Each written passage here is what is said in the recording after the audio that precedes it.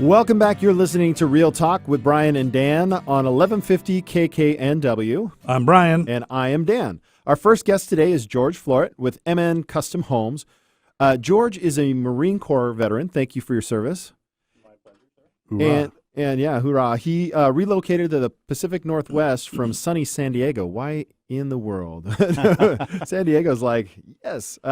He's been in the real estate industry for 18 years, and his job as a land acquisition specialist puts him on the front lines where he's very comfortable interacting and solving problems for people in need. Welcome to the show, George. Hey, guys. Thank you very much for having me. So, happy holidays. Yeah, happy holidays. So before we get into MN Custom Homes and what you do for them, share a little bit about what your hobbies and interests are.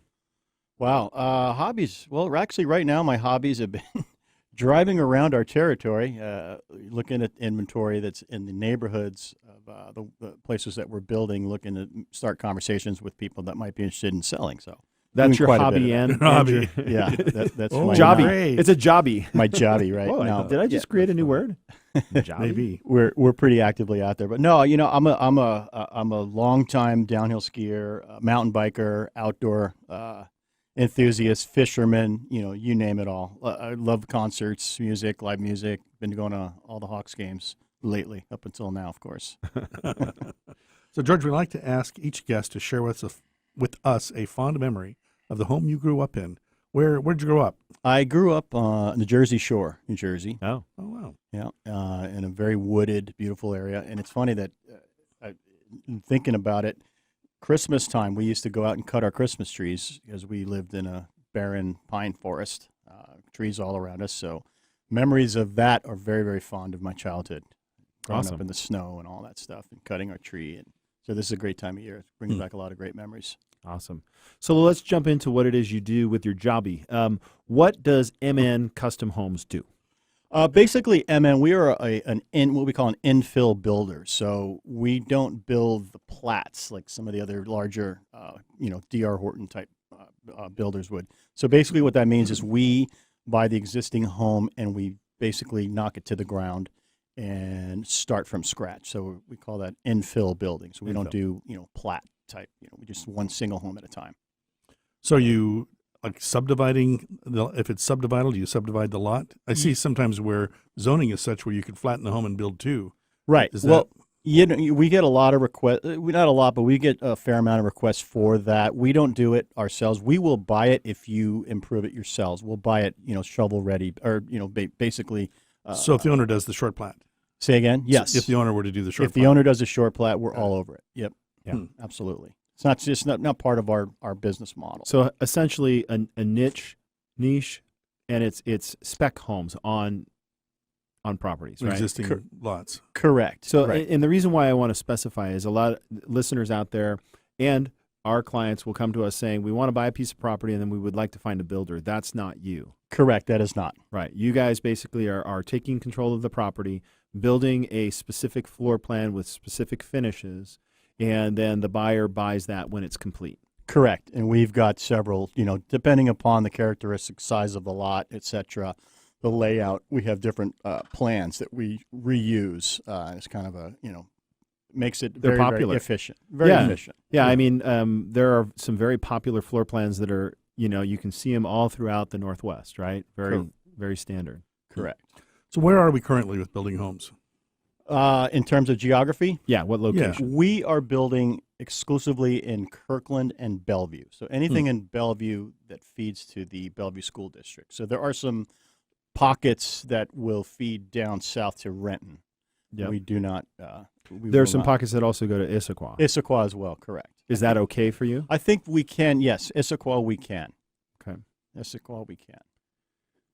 And then north of, and in Kirkland, we're going all the way up to about Forbes Creek.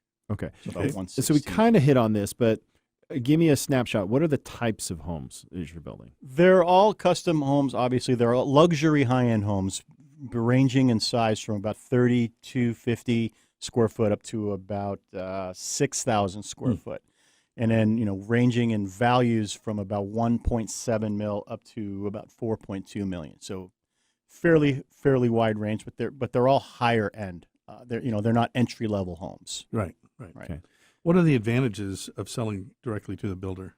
Well, the obvious one is the no commission part. We'll buy the home, and the seller does not have to pay commissions. The seller does not have to pay fix up costs to get the home list ready. So it's an as-is transaction. Right. So it's an as-is deal. Flexibility as well. The timelines are very flexible. We like to close as far down the road as we can. Oh, interesting. Yeah, and they don't have to, spend the money to get the thing list ready or eyeball ready in a lot of cases. Yeah, there's a lot of trends out there, and Brian and I are fully aware of the industry. Is there are a lot of different ways that sellers and pain points that sellers have when going to market. They're going to get a wide range of buyers coming to the doorstep.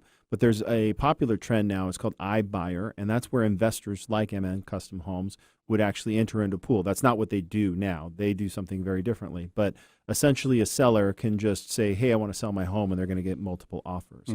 So, what George is doing here, George is saying, "We're going to come to you direct, and when you come directly to us, you save on your cost of sale and the hassle." What are some other items there, and I think maybe I'm alluding to the time aspect that could be beneficial to a seller?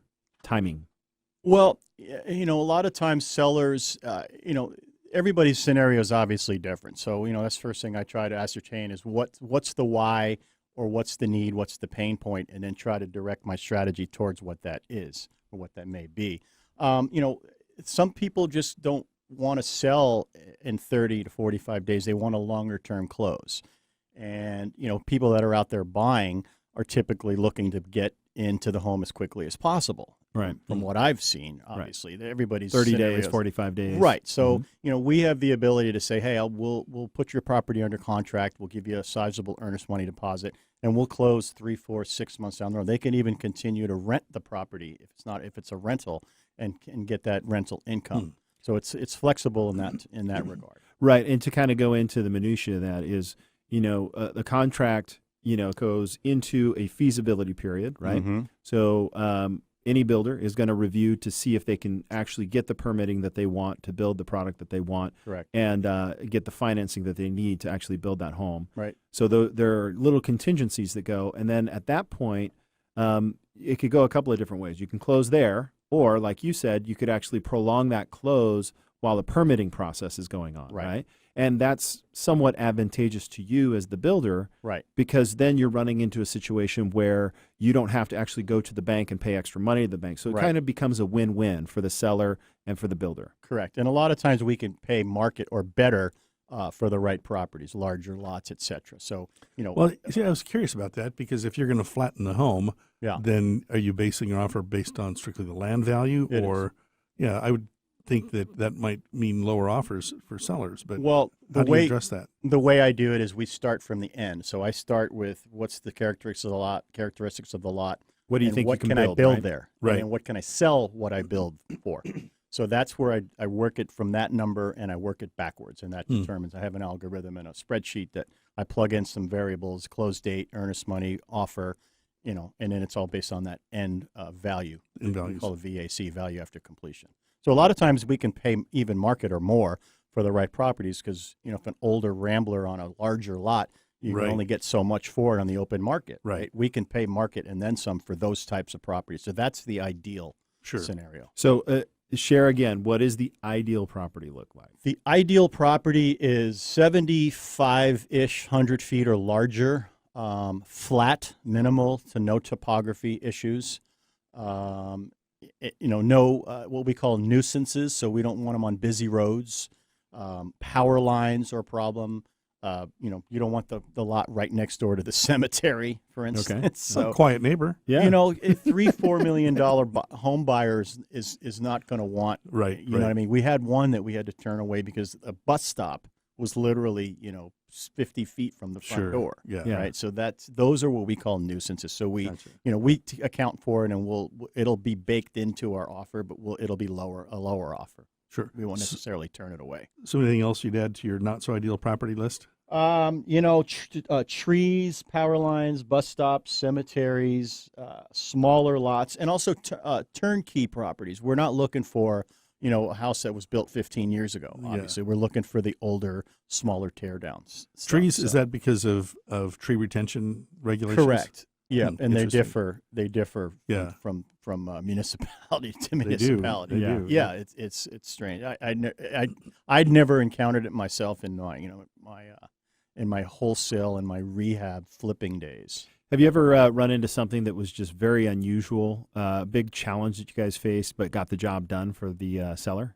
Mostly it's just layout. If it's an oddball layout, we've come across some really oddball shaped lots. Yeah. And corner lots are also problematic because you've got setback issues that take into account both corners. So there's two corners you have to worry about setbacks. Clyde Hill is one, for instance, that comes to memory that there's 35-foot setbacks in Clyde Hill, and I had a corner lot property that I had to account for 35-foot setbacks on two corners of it, right, which made for a really narrow plan, on the new build. And what we were going to do, if we can acquire the properties, we're going to have to build a fully custom plan just for that lot. So things like that. So width is an issue. Oh yeah. What's the kind of the sweet spot? It's hard to say. There really is none. It's 60 by 50, maybe 60 by 70. But you don't want like a 30-foot. Typically, no. Because no. I mean, your It's too frontage is narrow. usually 35 to 40, right? And like I said, every lot is different and unique. So you got to start from scratch with you got to pull up the zoning, you got to figure out what the setbacks are, and et cetera. So. Okay, so before we get to the last question, if somebody's buying an MN custom home, what are they expecting to get? They're expecting to get very, very high-end luxury home. I mean, all of our homes are fully wired for the home security systems. Everything's integrated. You can control your front doors, your heat, your smart lighting, home stuff. smart home type. Yeah, that's what I was looking for. Smart homes. Everything's wired smart home, all fully high-end finishes, flooring, etc. Do you have any available inventory right now? We do have a couple that are coming to lot. Why don't you describe one for us? Say again? Tell me about one. Tell me one of your homes. All of our homes, it depends on the floor plan, of course, but we usually have great rooms on the main floor. We like to have mother-in-law type units on the main floor as well. Nice. So yeah. Multi-generational living. Correct. Yeah, that's very popular today. Yes, sir. All right, so how does somebody find MN Custom Homes?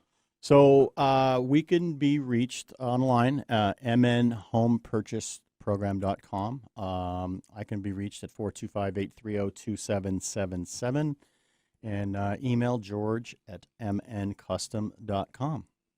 Awesome. Well, George, thank you so much for coming on the show today.